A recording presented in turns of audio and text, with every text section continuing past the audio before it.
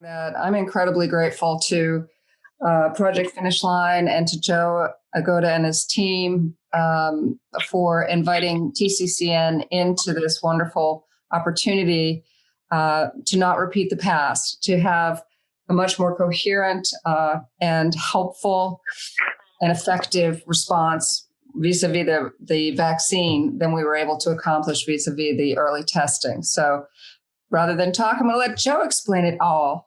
Hey, Sabrina. So I'm going to be quiet and turn it over to Joe. Joe, do you want to share your screen? Yeah, why don't you do that? As I welcome everyone, I just say excited to join you all. We know how busy charitable clinics are, and it's a Friday, so we're going to make this an uplifting and energetic. So hopefully we won't bore you at all. And I'm going to just jump right into it. So I'm here today to talk to you about Project Finish Line. It's an initiative that we're running with charitable clinics across 15 states. And Mary has you ahead of the curve because we had one other state clinic webinar. Our first in the series, Wisconsin, was this morning. So you're number 2. And we're just excited to just learn from you and work with you and share. So here is the agenda for today. Just a brief welcome. I want to tell you a little bit about who we are, the team that's running Project Finish Line, talk a little bit about our pandemic efforts today, and then talk to you about Project Finish Line. And I think it's really important just at the start to say that with Project Finish Line, what we're doing is not going to replace anything that you're getting from your county or state or federal health officials. This is very much a complementary effort. Just want to mention that just out front, and that this is just the start, and that your inputs and your ideas for us will help shape what this looks like. This is going to be a year-long effort. So if you have questions, if you have ideas, throw them in the chat. My colleague Priyasha, wave hi Priyasha. Priyasha is here. She's going to manage the chat during the call. So we're going to start with a welcome. And for the welcome, if you are at your computer, I have a question. So get ready to type in an answer to a question. It's a very important one. Since we're coming up to the holidays, we're probably going to be stuck indoors with no holiday parties or New Year's parties. Can you please put in your book or binge watching suggestion for us and for the other clinics? A TV show or a movie or a book that you recommend that other folks check out if they're stuck inside for the holidays and can't go anywhere. So you can use the Zoom chat. You can put that in there, and we'll share that in a little bit and see what everyone's recommendations are for each other. So that's where we're going to start. And as folks are doing that, what I want to do is share our welcome video. It's 1 minute long. So some music's going to come out. It shouldn't be too loud, but I'm going to play that now. It's 1 minute. So check out your screen.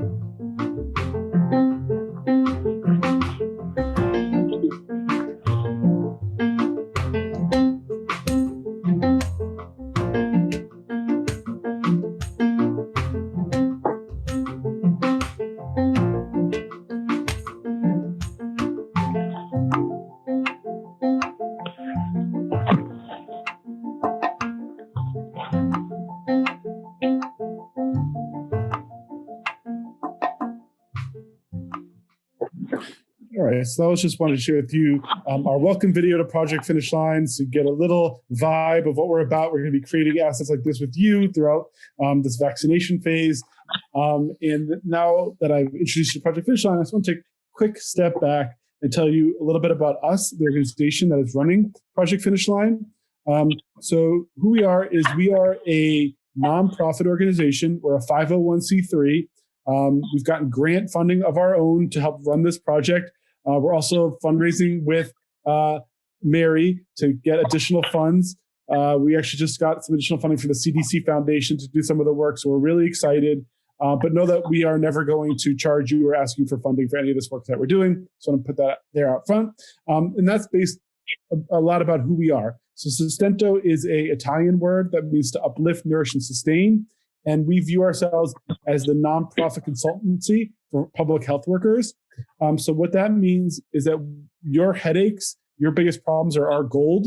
We want to hear about them. We want to know what you're facing, because it's our mission of the nonprofit to alleviate those challenges so you can focus on what's most meaningful and to save more lives. I'm the CEO of Sostento. I founded the organization actually just last year after spending 14 years doing international public health work and emergency response. So I worked on HIV/AIDS in East Africa. I was part of the Ebola response in West Africa, Cambodia, Brazil, with the United Nations. So I did all this international work. And then in 2018, I decided I wanted to make an impact in my own backyard and took everything I've learned abroad to focus on the opioid crisis here in the United States. And so we had a nice project going. And when the pandemic hit, we sort of had this interesting mix of international knowledge about outbreaks and pandemics and domestic kind of partners already in place to do this work. It's a little bit about who we are. And this is our logo that represents our core values. So uplift, that's in our name. That's the kind of core thing of what we do. And then our number one value after uplifting is listening. Hardcore listening is our core value, because everything we do is based on our muse, which are health workers, what they're seeing, what they're feeling, and also observing and communicating. So just a little bit about who we are, Sostento. Again, we're a nonprofit just like you, and we're working with free and charitable clinics across the country, 15 different states right now on the pandemic. So now that you've learned a little bit about me, Priyasha, what did we get as recommendations on binge watches and books?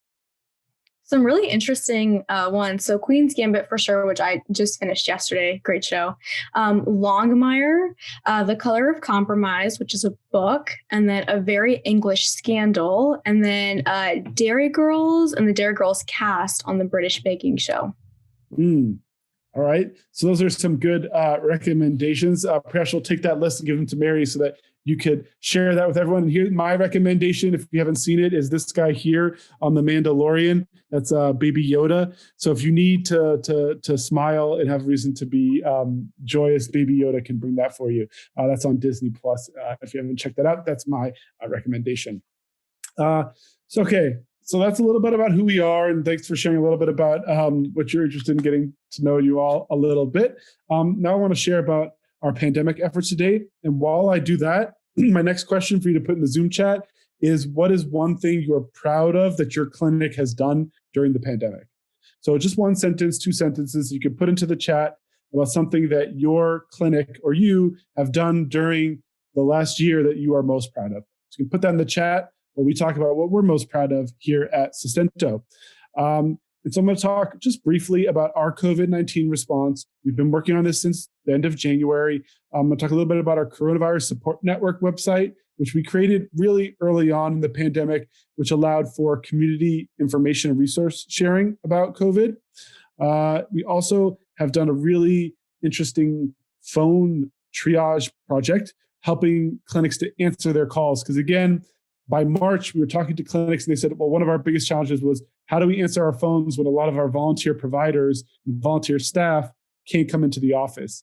Or our pre-med students who usually come in and volunteer to answer the phones aren't here. How do we answer phone calls related to COVID and make sure that we're responding to our community when things are really hectic and we may not be able to answer calls? So go over that one. And then Project Finish Line is our new initiative, which I'll be going in depth and what we're looking to support you now on. So the Coronavirus Support Network, again, we launched towards the end of January, just when things were really unknown and uncertain in the beginning, and people were like, there were all these myths coming out, there were all this information that people was looking for. Meanwhile, there were some groups that were creating things. We had homeless shelters that were creating cleaning guides and sending them to us. We had all kinds of our opioid response organizations had tips for keeping peer recovery coaches that were going on the field safe. What we wanted to do is be able to share that so that people who had created stuff could give it to others, and people who had needed something could come and find it. So we created the Coronavirus Support Network for that purpose. And here's just like a small sample of what we created. And again, like I said, we never create something that already exists, or we don't want to get in the way of CDC or State Department or your county health department information. What we did was we found that what we were hearing were that the information on those sites were filled with jargon. it was not really understandable to the charitable clinic population. So kind of what we made our job to do was to pull information off these sites and to make it easily printable, easily shareable, and putting it in simple language and in multiple languages, in English and in Spanish, so that charitable clinics could use it more easily with their staff. So these are some example FAQs we created with that. How to maintain mental wellness. So we knew that there was a lot of self-isolation and there was a lot of trauma going on. So how can we maintain wellness? To like, okay, I tested positive, what now? To something to pregnant mothers and new parents. So basically we were hearing things like, hey, I have these questions. I really would like to have them answered. It doesn't exist. We would create them in easy to understand language. This is all available on the coronavirusnetwork.org site. So our second main initiative started in March around that question, like I said, of, hey, how are we going to answer our phones when our volunteer providers can't come in? And so we created, so on our team, we have a bunch of tech nerds, software developers. So we created this system that allowed for patients to call into the clinic. And if they were looking for COVID-19, we would intake the calls for the clinic. It would be people actually calling the clinic number. They would say, if you're looking for COVID services, press 1. If they press 1, we would intake those calls. We would automatically take down the key information you needed for a callback, and then we would provide it on a platform, easy to make callbacks to the clinic's volunteer staff and providers who are working from home. So they could kind of work as like a distributed call center team. And so that was really a meaningful project that we did with nearly 25 clinics now that are using the software. It pretty much eliminates voicemails so that we had some clinics that had hundreds of voicemails that they had to listen to. And instead of that, they were able to just have a list of people to call back and people could do it from home. And on top of that, we also provided scripts, callback scripts, so that the people who are calling from home would know how to answer questions. We worked with each clinic to customize that script so that their at-home call teams could do that successfully and efficiently, even if they were just a volunteer, not even a healthcare provider. And so the clinics, we got a National Science Foundation grant that allowed us to really go in depth and evaluate this. We also had some corporate funding and United Way funding that allowed us to do this with the clinics. And they reported that they were no longer worried about missing COVID calls, they had access to information, remote staff engagement. But most of all, I think we were most proud of the diversions we did. So individuals who might otherwise not have been able to, might have maybe walked into an ER because they called their state health group or their charitable clinic and no one was answering, and they were worried they would walk in somewhere. And through Helpline SOS, we had dozens of cases per week sometimes where someone would call and be able to get routed to drive-through testing, telemedicine, or just be calmed. A lot of calming and saying, okay, no, you don't need to go in yet, but these are things to monitor. And so those diversions, I think, are something we were most proud of during the pandemic. Let me just make sure also that I'm not sharing my sound here so you're not hearing these dings. There we go. Okay, so what has that impact been on these two projects, our first two projects? So coronavirusnetwork.org had over 500 different organizations download the resources. Our group alone created over 20 FAQs and best practice documents that were shared. The site actually became a way for volunteers. We had a lot of school nurses that wanted to volunteer because schools were closed. And so we mobilized over 4,000 volunteer hours. As well, on the Helpline SOS side, we're really proud that we have nearly 25 clinics now that we have served with that service. We've answered over 55,000 COVID-19 related calls. And so those are things that we are proud of. Priyasha, tell me, what were some of the things that the clinics talked about being proud of during the pandemic? Yeah, Allison talked about staying open, which after all the conversations we've had with clinics, we understand just how difficult that can be. So props to you for doing that. And then Sabrina said that the clinic was awarded as a dental safety net provider and a member of NAFCC. So congratulations. Really cool. And thanks for sharing. And for me, the two things that I think I was most inspired by the charitable clinics we work with were, number one, the resiliency. I think it could have been very easy for clinics to say, we're going to shut down. We're not going to reopen. We're going to wait till this thing is over. But the resiliency to transition to telehealth, to stay open, to continue serving populations One of my favorite stories was there's a clinic in Alabama that started doing back porch healthcare from their clinic. They couldn't have people in, but they created like a back porch healthcare where people could come up and get service. And I thought that was really inspiring. And then secondly, that clinics have also stepped up as they've seen many more individuals that normally would not seek support from a charitable clinic, but now maybe have lost their job and are uninsured. We also had a lot of calls to our charitable clinics for individuals that had insurance and couldn't get through to their health provider and called the charitable clinic to see if someone could help them. And so I've been really also inspired by clinics' ability to rise to the occasion when the need was the most and take on not just their normal population, but even their community in some cases as well. So thank you for sharing a little bit about your stories. And so now I want to talk about how we are planning to support you all through Project Finish Line. I just want to add in real quick that Yes. Helpline SOS is free. That was a question that came up. Oh, yes. And we are still providing that service. So if you're interested, we are going to create a Helpline SOS vaccine version to help with getting calls and scheduling for the vaccine. So if you're interested in that, just put your email and say, I'm interested, and Priyasha will follow up. It's a no-cost service. We never charge a clinic for anything. Sometimes we have to fundraise because we don't have the money, we don't have the grant. So we'll do fundraising. Sostento, the three things we provide are program support, technical support, and fundraising support. So we will fundraise if something is we think is worth doing, but we don't have the funding, we will fundraise for that. And we do have a few spots for Helpline SOS that we can provide no cost at all.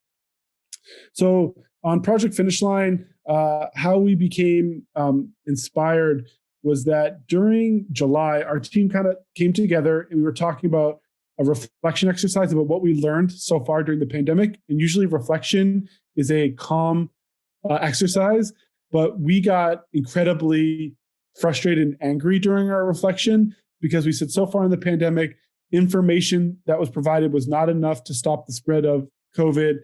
When a health worker needed PPE, it didn't mean that they had it. Needing and wanting a test didn't mean you could get one or get the results in a timely fashion. And so while we saw the vaccine coming as a potential light at the end of the tunnel, we also were concerned that it would end up in that same pattern. So that's why we launched Project Finish Line to make it so that we could be proactive and support charitable clinics around the vaccine and get ahead of it. We also wanted to uplift and boost folks' morale as we're going into this final phase. So that's what we call it a Project Finish Line, because we do feel now there's reason for optimism. And what we came in with this was really a focus on helping clinics. After surveying what states and federal government and what was already out there was around vaccine communications and coordination was the area that we felt there were going to be gaps. And we found that, like I said, through listening. That's our core value. We never create something and go, hey, do you want this? We always listen. So these are the questions that we started with, that we started talking to our Helpline SOS clinics and the ones on the coronavirus support network. And we started hearing what they were saying about the vaccine, what they were worried about. Then we followed up with that in doing a survey of clinics. And thank you to the many clinics who may be on the call who participated in that. I'm going to show you the results in a little bit. But we had over 127 clinics participate across the country in that survey. We also did follow-up in-depth interviews with 5 state association leads and 5 clinic executives to just get additional context and texture to learn about what folks were concerned about and needed help on the vaccine. So let me share with you the results of that survey. So this is at the national level across all the 127 clinics. What we learned, we saw that misinformation and education were at the top of everyone's list. Both our surveys and our interviews brought that out, that what we can help with right away is around getting you all good information. And I'll talk a little bit about what we're going to do for that in just a minute or two. As well, the challenges, safety and the PPE continues to be a challenge, the lack of volunteers and the supplies as well. And when it comes to COVID-19 services, I think almost all clinics are willing to do education, but when it comes to actually administering the vaccine, that a little bit less so. And then we have this kind of scheduling piece that we think some will do on testing. In Georgia and Texas, we've actually seen relationships and supported with CVS, where the charitable clinic does all the scheduling and intake and marketing about getting tested in the future, maybe the vaccine. But then CVS actually sets up at their clinic and they do all of the testing. So the clinic doesn't have to worry about the staff, the PPE, the test kits, all that. So I think scheduling will be another one that some folks may do. So now this is your Tennessee specific results from the survey. So we saw that, again, COVID-19 safety and concerns was number one. That was kind of across the national and in Tennessee. That was number one. Number two in Tennessee was meeting patient needs. And three was making sure that they could have the supplies and PPE they needed. So the needed areas of support, it was pretty, as you can see here, across the board came in around the same level, but raising awareness about the vaccines came in at the top, fundraising, and then raising also awareness about COVID itself. So that education piece along with the funding were the biggest areas of support we heard. And so in response to what we've learned, our team is now turning to creating, one more. This is the one that I mentioned about education and providing vaccines near the top, while the administrative piece a little bit less. But based on these things that we learned, we are now in the process of creating a charitable clinic vaccination toolkit to support charitable clinics in the communications and the coordination related to the vaccine. Now, we know every single clinic is different. So that's why we chose a toolkit that we could put a variety of items in, that it could be given to Mary, and then she could adapt it and disseminate it out to all of you. And we're going to make it something that we know needs to be adapted to your clinic and your context. So we thought the toolkit was the best way to create something that maybe one or two things are useful, maybe it's all useful, but it would create the most value across all 15 states that had signed on to get this kind of support. And so based on those surveys and interviews, these are the three areas that we're focusing on right now. As I mentioned, we are not going to redo something that has already been created. We're not going to get in the way of the state or federal health officials. We're going to work complementary to them. And this, what I'm going to show you is the start, but these are the three areas where we're putting all our effort into, and we've already done fundraising to be able to create some of these things. So that's educational materials, coordination support, and then fundraising support. So these are the three areas that Mary, in January, will be saying, hey, this toolkit's available, and you'll be getting resources and educational materials out of it. But as we do, it's really important that you continue to tell us what you need, because we will obviously adapt and add things as we go. So it's all about what is the biggest challenge you're facing? You voice that to us. Your headache is our gold. So whatever your headache is, whatever you're worried about, we want to know so that we can add it to the toolkit. And so we have a knowledge partner. So it was, since education was at the top of the list, we wanted to make sure that we had experts in immunization on part of the creating materials.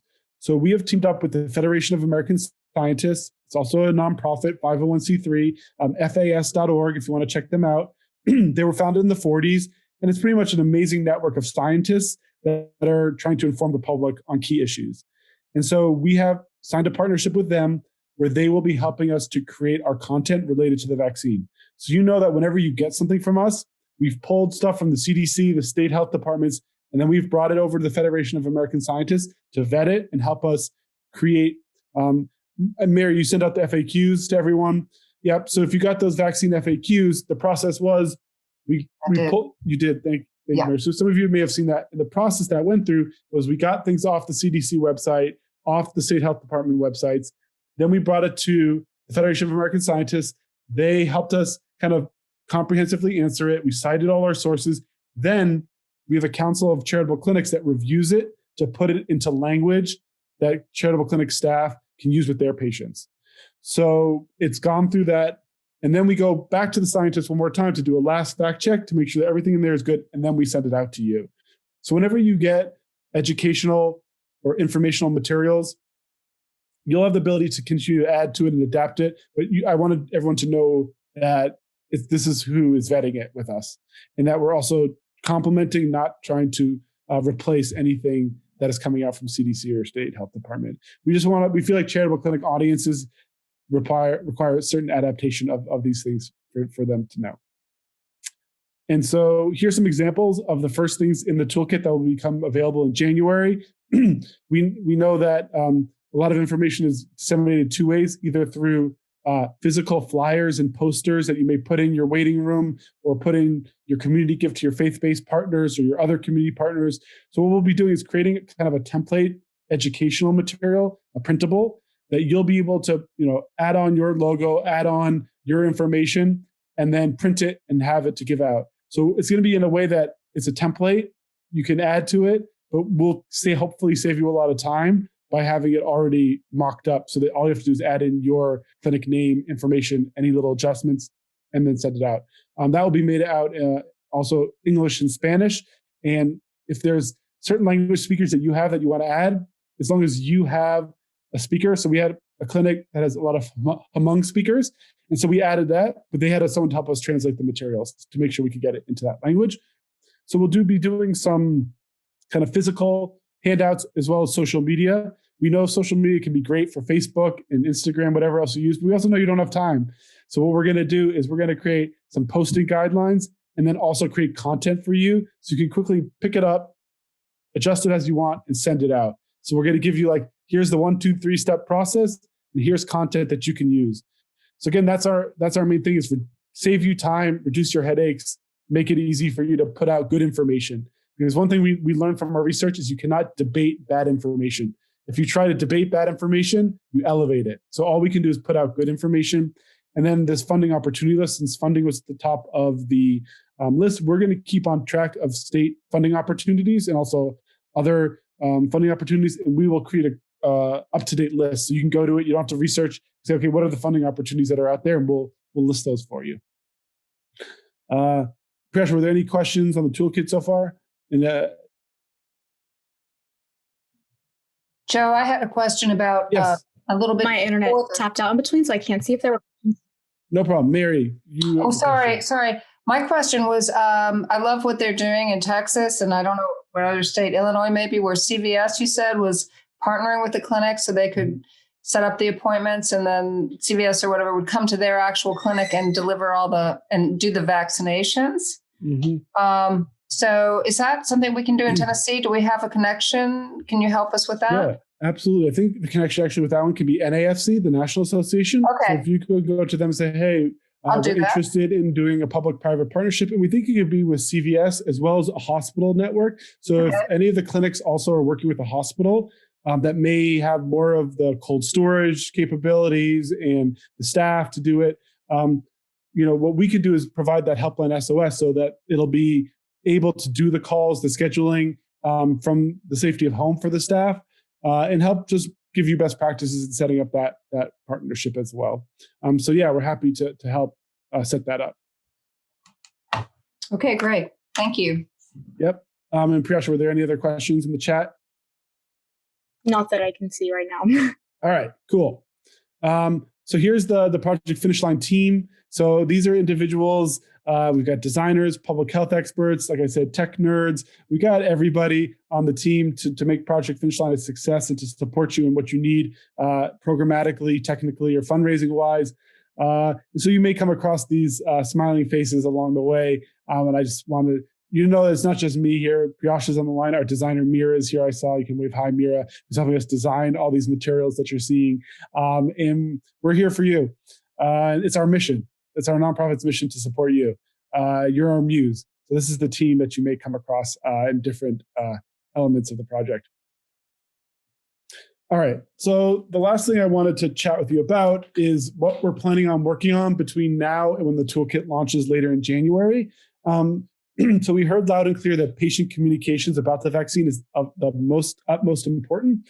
So what we want to do is help clinics create vaccine video diaries. And what that is that because you health workers are at the front of the line, this is a New York Times article. If you haven't seen it, you can go and put in your county, your age, if you're a health worker or not, or essential worker, and if you have any underlying conditions, it'll tell you where actually in the United States, 300 million people, where in line are you? So I'm guessing a lot of you are near that front of the line. Me, I'm at the back of the line. So it's going to be, for me and for, I think, a lot of your community who are later in the line are going to be looking to you of like, hey, did you take the vaccine? What was it like? And they're going to have questions. And we think that one of the best ways to do that is to do vaccine video diaries with you. And so we understand you're busy and maybe you've never created a video before, but literally all you need is your smartphone and a willingness to share your story, and we will help you do it. They're going to be real in under an hour. You create the video. So it's going to be a 60 to 90 second PSA about being vaccinated that pretty much you'll record the content, you'll send it to us, and we'll edit it and give it back to you to put on social media. So all you have to do is be willing to do a little selfie video or have someone record you. That's it. So if you're interested in doing this with us, put your email in the chat now, and we will follow up with you. So yeah, we would be excited to do this with you. So again, if you're interested, you can put your email in the chat. We will be continuing to share this and give more opportunities later. We know that you might not be getting vaccinated until February or even early March of next year, or you might be next month. Either way, we can prep you, get you ready to do it with your clinic. And we think it'll be a fun and engaging way. We know the physical materials are important for a certain constituency. We also feel like these videos will also be really great to put on your website, on your social media, in your newsletter, etc. So yeah, we would be really excited to do it with you. We already have about, I think, nearly almost a dozen clinics signed up to do it. So it's going to be a lot of fun and really easy. Again, anything we do with the understanding that you're busy and it has to be an hour or less and really simple to do. So that's our vaccine video diary project that we would love to do with some of you. Yeah, so that's it for now. I'll talk about next steps in a moment, but now is the time to ask us any questions or comments or ideas around this vaccine toolkit that we're going to create. Mary, is there anyone in particular here who you think might have a good comment or? All of my members are brilliant and wonderful. They would all have interesting things to say. So people feel free to unmute yourself. I mean, I want to start by saying, I think this is phenomenal. And I know I expressed gratitude at the beginning, but I just love it that your group focused on free and charitable clinics. I mean, we just need people to partner with us. And it's so rare to really get this kind of a big, heavy lift help doing that. We appreciate it very much. Mm-hmm. Yes. And that's the only constituency we are focused on, are free and charitable clinics with Project Finish Line. So you can know that you're getting all of our attention with this initiative. We might let a few FQHCs sneak in, but we're being, pretty conscious. They're our partners. I mean, we understand. No, they can benefit, but we want to listen to your needs. We know that your needs versus a hospital or FQHC are different. And for example, that Helpline SOS, we actually found are most useful for free and charitable clinics because you all have volunteers. And so really that Helpline SOS tool is for free and charitable clinics because you have to have a volunteer base to use it. Right. That's great. Anybody have anything they want to ask? This is your moment. Or say?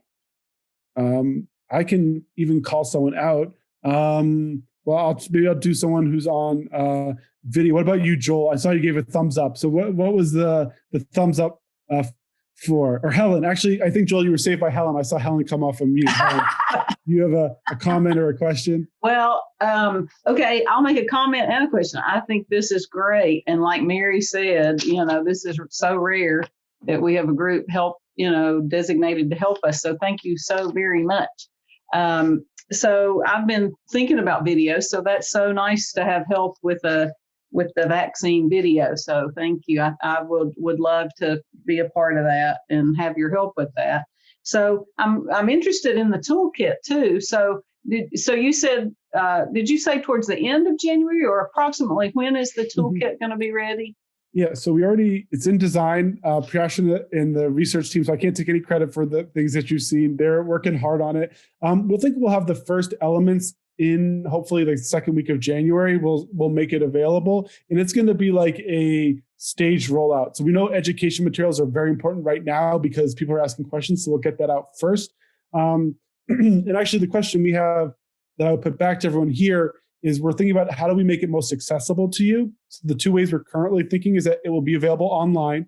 So you could always go to a certain website, and Mary, you could put it on the TCCN website, et cetera. We also think it could be a PDF that gets sent every month with the latest items. So yeah, if there's an idea you have of how would you like to receive it, is it an email update? Is it a PDF? Is it online? So you can just go check it out. That's what we're thinking.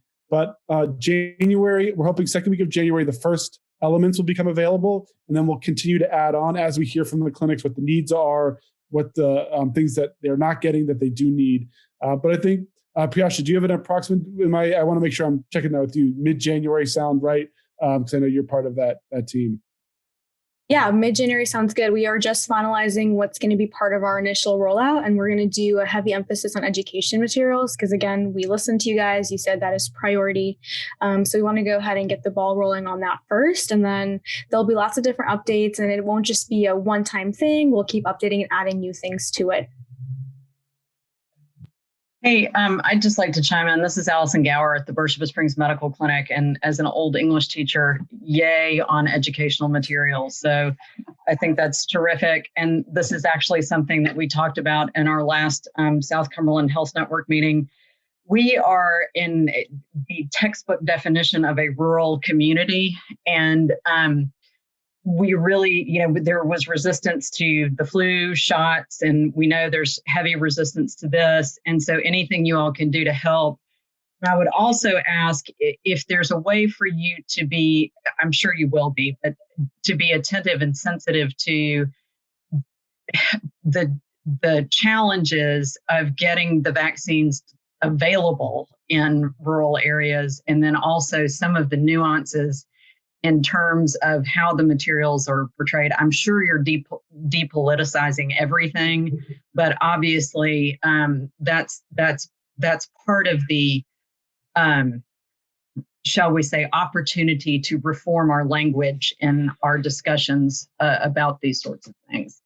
And so thank you. Yeah, those are really, really important points. I would say on the first one about the hesitancy, actually, the most important question I think in that first FAQs we sent out is how to answer, I don't care what you say, I don't trust it. And that we need to have a response for that. That's not, well, you're stupid, right? That can't be the response. So when someone says, I don't trust it, it's the government, it's the corporate, I don't trust it, what can we say to them that allows it to be a conversation and continue to have that conversation? So over time, they may see the safety, the efficacy. So I think responding to that key when you do hear the misinformation or you hear the hesitancy, about making sure our staff and our teams are able to respond in a way that brings them in rather than shuts them out. On the rural, so we do a lot of work in rural. I cut my teeth actually in rural Africa, so I'm very attuned to rural needs. And one of our big projects are in West Virginia, where, like I said, we started with the opioid crisis, and it was all about how do we create a distribution network for street outreach in rural areas, right? In an urban area, street outreach is pretty straightforward. But in the rural area, how do we create a hub and spoke model with peer counselors and giving out supplies in a very rural area? And the key thing in that was actually giving travel stipends to the peer counselors and peer recovery coaches so they could get out in the community, because they were stuck in the police department or in the church and they couldn't get out into the community. They need to meet people where they are.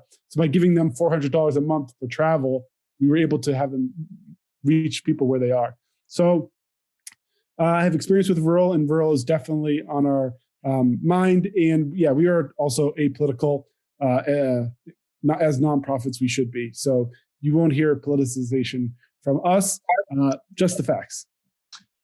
I have a question. This is Morgan Wills in Nashville at Salome Health, and apologize. Somebody may have said it, and I had to step out for just a little bit. But has anybody on this call from the TCCN network been able to tap into the helpline, or are we late enough to the party that we haven't had real awareness of that? I'm just curious if any of us have used the helpline for COVID information at our own clinics. Mm-hmm. Anybody on this call? No, so we haven't had any Tennessee clinics, but we have about 10 in Georgia. We have one in Alabama. We have a bunch in Texas. So if you're interested to talk to a clinic that is using it, we can link you up so you can talk about what their experience has been. And how would it, just put my name in the chat or something like that? Sure. Yeah, so if you're interested in the helpline or the video, just put your email in to say video or helpline SOS. Takes about 3 to 5 hours to get set up with the helpline. We create the script for you, with you. You help us customize it. You don't have to change your phone number or anything. It takes about an hour to set up. You just got to change your kind of welcome message. It's 3 to 5 hours to get it set up, and then you're up and running. I also want to add that I'm currently helping lead the Helpline SOS at a clinic in Atlanta. So if you've got any questions for me in terms of coordination, I'd be more than happy to answer those. Yeah, so true story, how Priyasha joined the team was she was a volunteer coordinator for one of the helplines. And that helpline was answering the most calls. I think probably done like thousands of calls. And we politely asked the charitable clinic if we could hire Priyasha from the volunteer team to join us. So she still takes calls, is that right, Priyasha? I think you said you still do shifts here and there for them. Priyasha can give you also firsthand experience, and she leads the onboarding as well for new clinics who are going to use it. I do have a question. This is Sabrina Blue at Helping Hands of Tennessee regarding the African American community that has a stigma of having those vaccinations and being, I guess, guinea pigs. What consideration have you done or considered regarding videos that target the African American community? Yeah, so I mean, that's absolutely on our mind. In Alabama, we've been talking a lot with them about it. We know the Tuskegee experiments were there. We have a clinic there that we actually got CDC Foundation funding, and we're going to be digging into it a little bit more to understand it. We also actually know that there are foreign influencers that are trying to push misinformation targeting the African American community on the vaccine. So we have a lot working against us. So as part of our seed funding, we also got money from the Robert Wood Johnson Foundation. And we are working with, I'm a member of their network as well, Culture of Health Leaders. So we're working with community leaders also from the African American community so that we get their inputs and that they're helping us develop our messaging, et cetera. I mean, I think on Twitter, there was an African American doctor who said she was hesitant. And she kind of walked through the process that she went through to make the decision to take the vaccine. And I think having voices like that, where she said, I was skeptical, I wanted to wait and see. But as I heard the facts, I saw my other health workers get it, and I understood that the chances for long-term side effects that are probably more likely that from COVID, there's long-term side effects. So, it was kind of, she went through her thought process, and I feel like elevating voices and community leaders from the, the Black, Brown, Indigenous populations are going to be important.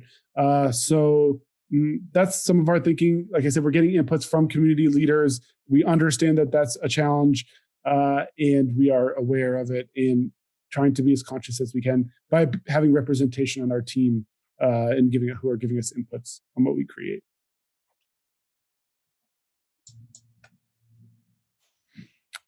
All right. You have us for 10 more minutes here, but I'll just go through what's next is the toolkit launch, like I mentioned, mid-January. What we're working on now are the vaccine video diaries and preparing folks to do that. Again, that's going to be fun. We'll do some serious videos in the beginning, but I also thinking we may do COVID breakup videos where the health workers get to go, dear COVID, and like break up with COVID and say like, you've been with me this year, but we can't do this anymore, and break up with them. And we think that's more when the general population's access is a fun way to get them excited. But the vaccine diary project should be engaging.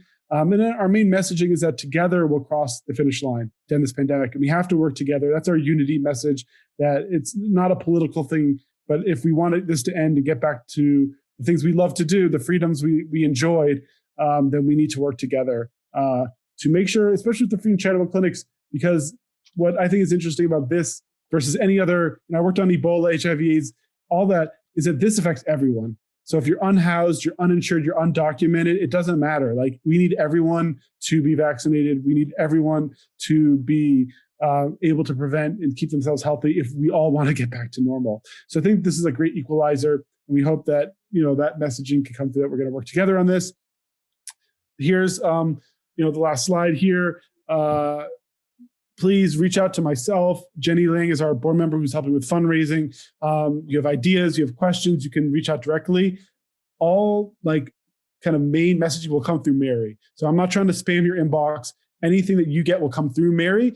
And any questions you have, you can go to Mary and she can pass them along to us. So I think she's the main organizer here because we're in 15 states and the state lead is the key kind of group who's going to be the main point of contact.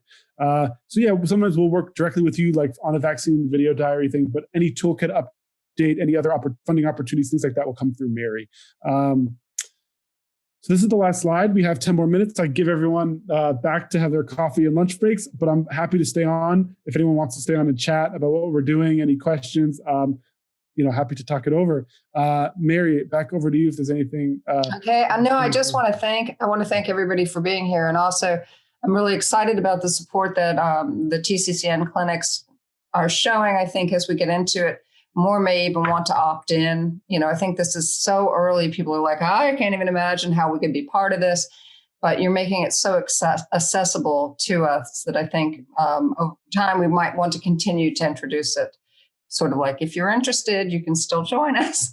Yeah. Oh, and our organization's going to be here post-pandemic. So we're not, here just for the vaccination, right? Like I said, we have a big opioid response project. I've actually worked with a group in Tennessee, really amazing group, the Renewal House, which I believe is outside of Nashville. And we supported them on having them set up a new computer lab there so they could do video chatting with their community and their residents there at the recovery housing there. So we're going to be around for the long term. We're in it for the long haul. So yeah, like you said, Mary, you'll hear from us. You'll see things and engage as you have the capacity, but know that like we are here to make it as easy as possible.